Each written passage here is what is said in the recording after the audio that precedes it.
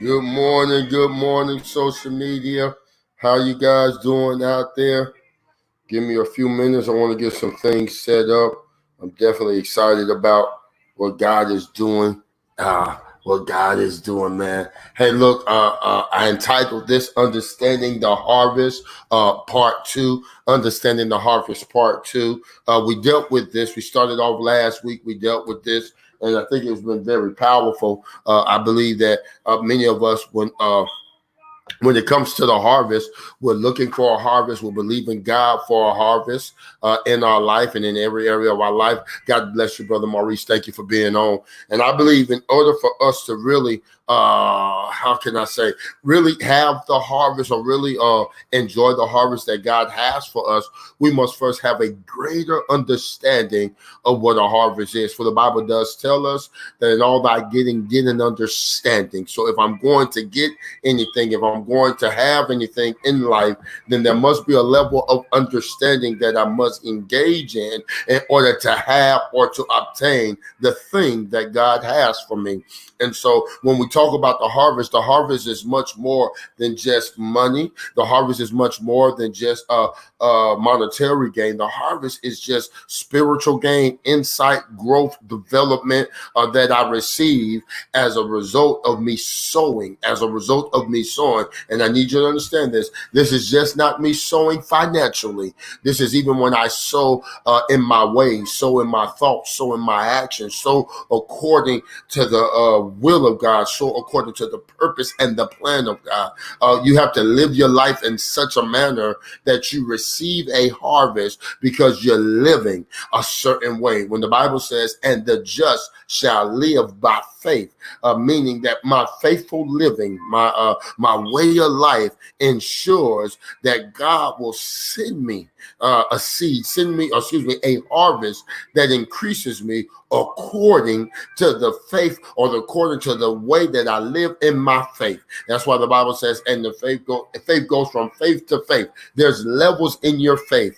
And I believe when you begin to understand the harvest, watch this, when you begin to understand what the harvest looks like, when you begin to receive a harvest according to your seed, you'll begin to understand the levels of faith.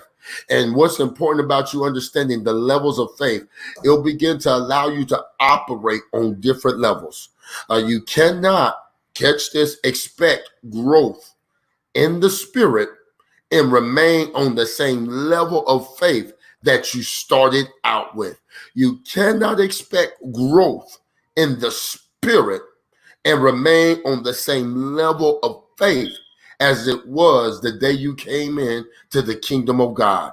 I believe that you should be pressing and pushing your faith to go to different levels. How do you get your faith to a greater level? You must understand harvest. You must understand harvest. Why you must understand harvest? Because I believe it's not until we see results. It's not until we see results that we grow. If there's no results, there will be no growth. And many times, because of our lack of understanding and harvest, we don't see the results because we don't see the harvest for what it is. We're looking for the harvest in a different area. We have a limited understanding of what harvest is, so we don't see the growth. All we do is see our efforts. We see us sowing, we see us doing, we see us praying, we see us believing, but we don't see the results, or we don't have an understanding of what the results are supposed to look like. So we never grow to another level. Some of us become tired, we get stagnated, we get frustrated, we get overwhelmed, and we get bogged down because we are sowing. In all actuality, some of us are sowing in areas and we know that we're sowing, but we don't see the harvest from the way we sow because we expect the harvest to look a certain way, or we don't have an understanding of what the harvest looks like. So basically, we're sowing a seed and we don't know what that seed is. It's there we go. Here's going to be my best explanation. It's like sowing an apple seed and expecting oranges. And when you get oranges, you get frustrated because your understanding was, I sowed apples, but I reap oranges. So I want to make sure we understand what harvest is and how to look for the harvest in many different areas of our life, and even understand some of the trials that we have to go through, that sometimes that the reason why we have to press is because there are things that has been set up because of the seeds that we sown. So I want to go today. I want to go. Let me go. Watch this. So watch this. We start on last week. I think it was Friday. Yeah, Friday. We stopped on the part we start talking about how you cannot pull a con job on God. He knows what we are really sowing. He knows what we are really sowing. Watch this. He knows what we are really sowing. And you will not reap according to your image or your reputation. You'll reap according to the reality of your sowing. You'll reap according to the reality of your sowing. You are not getting away with anything. Watch this. The strength in our stance, how strong that we're able to stand in any matter of life, is based on two things. One, our belief. How do we stand in the midst of difficulties, in the midst of the storm, in the midst of calamity, in the midst of setback, rejection, and hurt, is based upon one, our belief. How much you believe will show how strong you are and how strong and long you'll be able to stand. Many people aren't able to endure to see the promises unveiled and unopened because there's a lack of belief. There's a lack of belief. Wherever there's a lack of belief, you'll find double-mindedness. You'll find people that go back and forth. You'll find people that are halting between two opinions. You'll find people that are overly discouraged when you can see the work. When you can see outside, on the outside looking in, you can see that God is transforming, that God is blessing, that God is increasing. You're seeing the weed come out the ground. You're seeing what they sowed. You're seeing it bud. You're seeing the plants come up. But because they don't understand harvest, they're becoming over frustrated. And because there's a lack of belief, they cannot stand as long. They cannot stand that long. And because they feel like, oh my God, it's taking too long. I've been doing all this. They don't understand endurance, long suffering, and patience. And they don't have an understanding to see that their seed is actually producing. Is actually producing. And then watch this. There must be a constant work. For a seed to produce, there must be a constant work. So one thing, our stance, our belief, in the matter we're standing for, and two, our level of understanding. So our belief and our level of understanding of any matter that we are standing for, are living for in life, is going to be our strength in the difficult times. So I believe in something, and because I believe in it so much, what I must do is now gather understanding.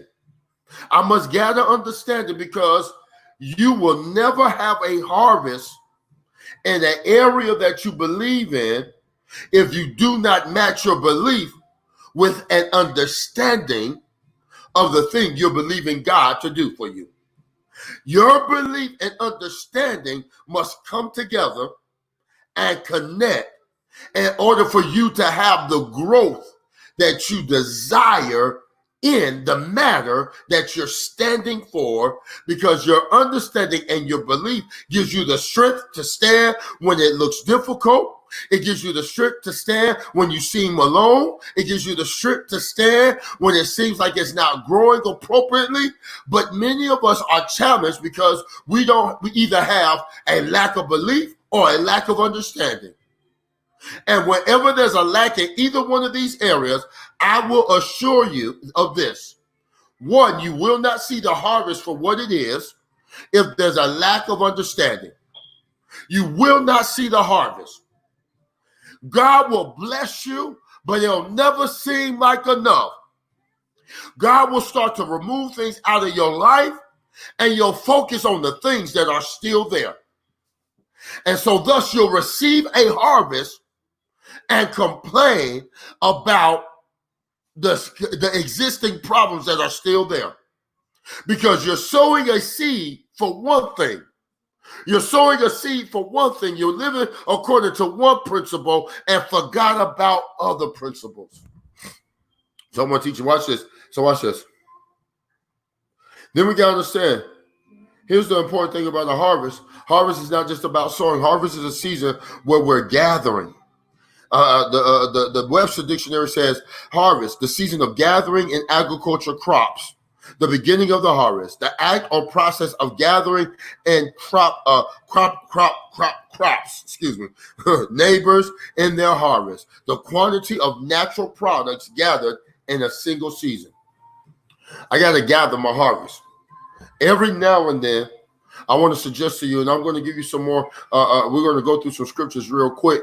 But watch this. Every now and then, you got to sit down and gather your harvest. Every now and then, you got to look at your life and see where the growth in your life has happened. You got to look and see where your understanding has increased. You got to look and see where your peace of mind has increased. Your pursuit has become different. Every now and then, you got to look over your life. You got to stop. You got to examine your life.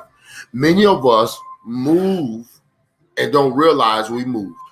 Many of us have grown and don't realize we've grown. And when there's a lack of realization of manifestation, it's because we don't have an understanding of the seeds that we sown. Let's go. Jeremiah 12:13 says this. They will sow, but reap thorns. They will sow, but reap thorns. They will wear themselves out, but gain nothing. So bear the shame of your harvest because of the Lord's fierce anger. Here's a quote that I like that I give you an understanding. Some of us, this is the reason why our harvest, or we keep sowing and don't realize why our harvest does not look like we want it to be. Most of us spend the first 6 days of the week sowing wild oats and out sowing wild oats. And then we go to church on Sunday. We wake up on Sunday and pray for a crop failure for everything that we sowed throughout the week. See, watch this. You can't act like a heathen throughout the week. You can't be a Christian on Sunday and all throughout the week be a half a Christian. You can't have a half-hearted effort in sowing and reaping. It's not possible. You have to sow consistently and constantly. You can't wake up today and expect that all the seeds that you've sown over the years of your life are just going to have crop failure. Matter of fact, you got to sow more because of the seeds that you've sown that have been against you. I'm going to show you a text, and I'm going to prove it to you that even though Jacob became blessed, even though he received the blessings from his father, what happened to him in his life was based upon the fact that he had sown a seed of deceit. He was blessed. Yes, he got his name changed from Jacob to Israel. He was blessed beyond measure. God had gave him many things, but he had to deal with some of the things in his past because seeds that he had sown. Here's the problem for many people, you guys. We don't endure long enough for God to change anything in our life. We expect God to change it the moment we start acting different. Now, just because you act different tonight don't mean tomorrow everything's going to change. You got to stay the path. You got to stay the course. You got to remain and continue to sow. You got to continue to sow in ways and areas of your life that you may have even forgot in order for the seed that you're sowing now to help produce the harvest you desire and help for you to override the seeds of your past deeds in life. Catch this. Watch this. Consider this. Watch this. Watch what happens to Jacob. We're going to deal with Genesis 27, verse 32 and 35. We'll deal with that first. His father Isaac asked him, "Who are you?" "I'm your son," he answered, "your firstborn Esau." Isaac trembled violently and said, "Who was it then that hunted game and brought it to me? I ate it just before you came, and I blessed him, and indeed he will be blessed." Catch this. When Isaiah heard his father's words, he burst out with a loud and bitter cry and said to his father, "Bless me, me too, my father." But he said, "Your brother came deceitfully and took your blessing." Now we know that the reason why Jacob was able to get this was because at one point Esau said, sold his birthright. Esau sold his birthright for a meal. I don't know if y'all tracking with me. Esau sold his birthright for a meal and lost his birthright because of a meal. The same reason that he sold his birthright for was the same reason that he lost his birthright. Now watch this. Jacob received the blessing, but it was never the problem with Jacob receiving the blessing that caused Jacob to go through the things he went through. It was how. It was the seed of deceit. And most of y'all say, well, it was his mother that put him up to it. But at the end of the matter, you guys, Jacob was of age to understand that what he was doing was deceitful. He was at an age in his life that he knew that what he was getting ready to do was going to steal the birthright from his brother in a deceitful manner. Many of us, watch this. I need us really look over. We got to look over our life. Some of the things we're going through, watch this. Just because you look a certain way, just because you act a certain way, some of the trials that you have to go through are a product of things that you sowed. I'm going to show you. Watch this. So let's jump down to Genesis 37, verse 15. It says, Then they got Joseph's robe, slaughtered a goat, and dipped it in the robe in the blood. They took the ornament robe back to their father and said, "We found this, examine it." Hold on. No, excuse me. I got ahead of myself. 29, verse 25. Genesis 29. When morning came, there was Leah.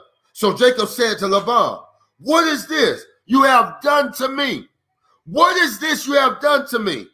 I served you for Rachel, didn't I? Why have you deceived me?"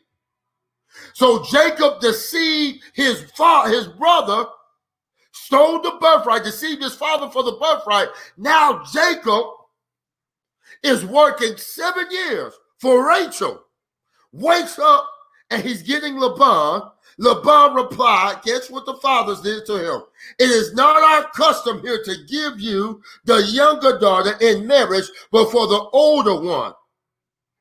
Finish this daughter bridal week, then we will give you the younger one also in return for another 7 years." Here goes the deceit, you guys. He wanted Rachel, but he had to work 14 years double. We know the story even after this, you guys. I want us to follow Jacob's life and understand the power, understand harvest. After he finally got Rachel, he went on the run from his brother Esau. See, a harvest does not necessarily negate the weeds that come in it. Does not necessarily negate the problems that come with it. Many of us want to harvest and don't realize that sometimes even our harvest problems show up. Difficulties show up. You want to be blessed, but you don't understand that just because you're blessed, there's going to be trials and tribulations. There are going to be things that you have to endure in order for your blessing in order for you to have your blessing. Some of your troubles, my God, are attached to your harvest. Some of your problems are attached to your promise. And I need someone to understand today. I feel this in my spirit today. Many of us, we don't understand that the harvest, just because we get the harvest, it does not mean that problems go away. Matter of fact, the harvest, the receiving of the harvest, it incites more anger towards the enemy. Because when we have an understanding of what our harvest is, the enemy now knows that we have a greater understanding of who we are, who we serve, and what we can do and conquer. So when you begin to receive the harvest and when you begin to reap your harvest in areas, watch this, the enemy begins to use things in your past and in your life to cause more difficulty to show up. That's why it boggles my mind, because many of us are receiving harvests and we're receiving more fights. And we're complaining because, watch this, to whom much is given, much is required. Your battle increases because your harvest is in your hand. The enemy attacks, oh my God, the harvest. The enemy attacks the good of the land. If you're willing and obedient, you'll eat the good of the land. Catch this. You best believe the enemy wants the good of the land as well. But he understands something. He understands that when you get it, the enemy understands this. Excuse me. The enemy operates from the level of a thief. So the enemy won't sow to get it. And the enemy will not steal your harvest when it's in the ground. He'll take the harvest out of your hand. He wants what's in your hand. The enemy wants to steal it from you. The enemy is the master of taking what God has given to God's people. That's why we got to be careful to understand that even in the harvest, when we bring the harvest into our house, we got to put borders of protection. We got to be alert to know that the enemy is going to try to infiltrate your harvest. He's going to try to infiltrate your mind and your heart and deceive you and to cause you to think contrary to where God is elevating you to. The attack does not come only because of the potential, but the attack also comes because you've reaped. The attack comes because the enemy sees that you not only understand where the harvest is, but now you are gathering the harvest and you're living according to the harvest and not according to what you sowed, my God. I want to get some people now, you got to move out of, catch this, you guys. Now, there's a level of living that says I'm not living based upon what I'm sowing. I'm living according to my harvest. My God, I'm helping right now. I just slipped into something. Watch this. Harvest living means I'm living on the increase of what I've sowed and what I've sowed into. Most of us are living in a sowing season, and we're sowing according to what we have and according to what we desire, not what we have, because what we have is not enough. And the reason why what we have is not enough is because we have a lack of understanding of the harvest, and we are not gathering yet. We're still seeking. We're still looking for our blessing. We're still looking for our breakthrough. And the mere fact that you're still looking is an indication that you lack an understanding or the mental fortitude to see what God has already done. It's amazing to me that many of us are limited in the harvest department. We're limited in the harvest department because we're looking in the wrong direction. We're still looking for what God did last year. Watch this. How many of you has a New Year's resolution that you feel has not yet been fulfilled? How come none of your New Year's resolutions or your bucket list items have been fulfilled yet? Is it possible that there was a track record that was leading up to the fulfillment, but you were looking for the big picture and missed the small things along the way that gave you the will to produce more or to create a better, how can I say, ground for your blessing. Watch this. I want to make sure we understand. Your harvest is much bigger than your seed. But you got to follow the seed through the growth process. What are you sowing for? And how do you sow for that particular area? There are many ways, but we must understand the difference. Some are sowing and some are just mere cultivation of the seed that we've already sown. And until we gather an understanding of what we sow, watch this. Until we get an understanding of that, every seed that we sow will have limited results, limited outcome. Our ground must be cultivated. Our mind must be shifted and altered according to the destination that God has us seeking after. Here's the scripture. Watch this. Verse Proverbs 6, 9, and 11 says, how long will you lie there, you sluggard? When will you get up from your sleep? A little sleep, a little slumber, a little folding of the hands to rest, and poverty will come on you like a bandit, and scarcity like an armed man. You're sleeping. And I want to submit to you today, sleeping is not just the fact that I'm laying down on my on the ground that God has given me. Sleeping is even an indication that I'm complaining about the process. Sleeping is even saying that in the midst of my enduring, in the midst of my waiting, in the midst of my season of being patient, I'm complaining. I don't like waiting. I want mine now. And so what I do is I fall asleep. I stop doing the work that is required of me to receive. I get frustrated. And instead of doing what I need to do, I start doing things, how can I say, in disobedience. I start doing things according to my emotions. I start to do things according to the problem that's before me and not the promise that God placed in me. So now what I do is I corrupt the seed that I have in the ground. Not that I corrupt it and go dig it back up, but I no longer water it accordingly.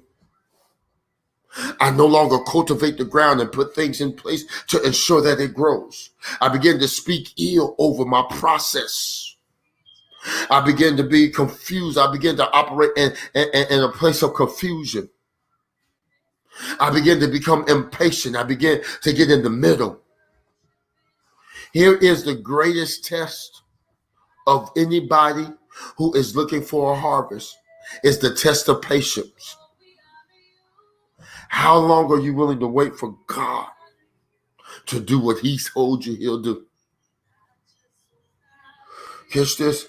Therefore, the kingdom of heaven is like a king who wanted to settle his accounts with his servants. This is Matthew 18, 23 through 38 through 35.